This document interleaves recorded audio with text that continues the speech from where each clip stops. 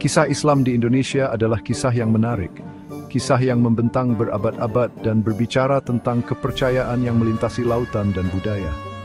Bayangkan, pelabuhan-pelabuhan kuno Indonesia yang ramai, persimpangan perdagangan di mana kapal-kapal yang syarat dengan rempah-rempah, sutra, dan cerita berlayar dari negeri yang jauh.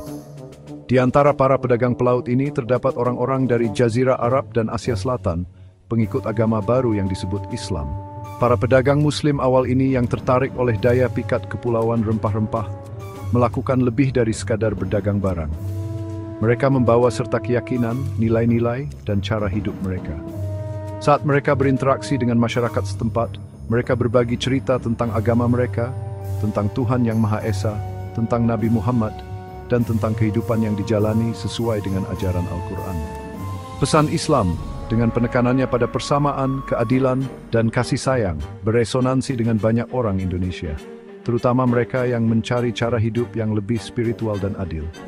Maka Islam mulai berakar di Nusantara, bukan melalui penaklukan atau paksaan, tetapi melalui bisikan lembut iman yang dibagikan antar individu. Itu adalah proses bertahap, pelukan yang lambat namun stabil, dari sistem kepercayaan baru yang akan selamanya membentuk nasib bangsa kepulauan ini. Dari awal yang sederhana ini, Islam akan menyebar seperti api, mengubah Indonesia menjadi negara berpenduduk mayoritas Muslim terbesar di dunia. Perjalanan Islam di Indonesia merupakan bukti kekuatan hubungan manusia, tentang bagaimana ide dapat melampaui batas dan budaya, dan tentang bagaimana iman setelah ditaburkan dapat berkembang di tempat yang paling tak terduga.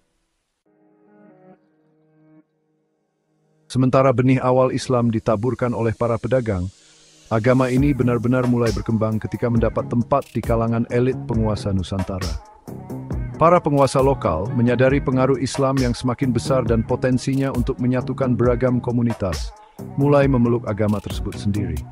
Perpindahan agama ini merupakan momen penting dalam sejarah Indonesia. Ketika seorang penguasa memeluk Islam, itu mengirimkan pesan yang kuat kepada rakyatnya. Ini menandakan tidak hanya perubahan iman pribadi, tetapi juga perubahan dalam lanskap politik dan sosial. Tiba-tiba, Islam bukan lagi hanya agama pedagang asing.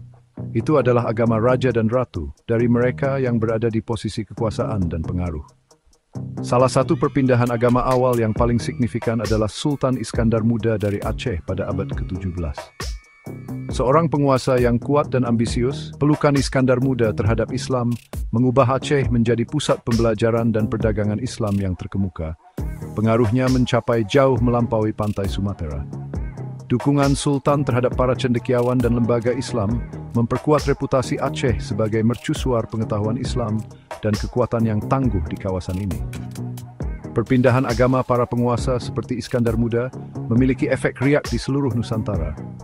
Semakin banyak penguasa memeluk Islam, mereka mendorong penyebarannya di antara rakyatnya, seringkali dengan mendirikan masjid, sekolah Islam, dan pengadilan hukum Islam.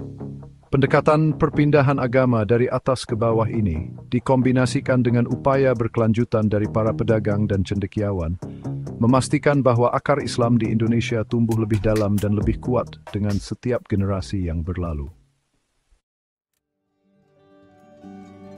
Penyebaran Islam di Indonesia bukanlah gelombang yang seragam, melainkan serangkaian perjalanan yang saling berhubungan. Setiap pulau dan wilayah mengalami kedatangan dan penerimaan agama dengan caranya sendiri yang unik. Dari pelabuhan Sumatera yang ramai hingga udara Maluku yang syarat rempah-rempah, Islam menavigasi beragam lanskap budaya dan geografis Nusantara, beradaptasi dan berkembang di sepanjang jalan.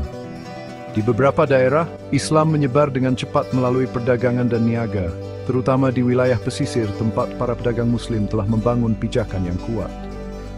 Di daerah lain, agama ini dianut secara lebih bertahap, seringkali melalui pengaruh para mistikus sufi yang berkelana di Nusantara, berbagi ajaran mereka dan memenangkan hati para mualaf melalui kesalehan dan kebijaksanaan mereka.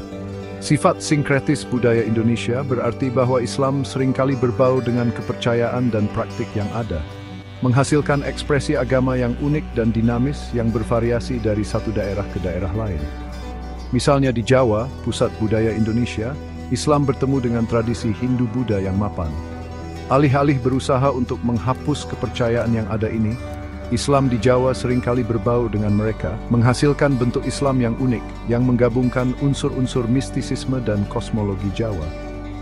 Sinkretisme ini terlihat jelas dalam arsitektur masjid-masjid Jawa, yang seringkali menampilkan unsur-unsur desain Hindu-Buddha, dan dalam ritual dan praktik Islam Jawa, yang seringkali menggabungkan unsur-unsur kepercayaan pra-Islam. Oleh karena itu, kisah Islam di Indonesia bukan hanya narasi tunggal, tetapi permadani dari kisah-kisah yang saling berhubungan, masing-masing mencerminkan konteks budaya dan sejarah yang unik dari wilayah tersebut. Ini merupakan bukti kemampuan adaptasi Islam, kemampuannya untuk hidup berdampingan dan bahkan berbaur dengan sistem kepercayaan lain, dan daya tariknya yang abadi sebagai agama yang menawarkan bimbingan spiritual, keadilan sosial, dan rasa kebersamaan.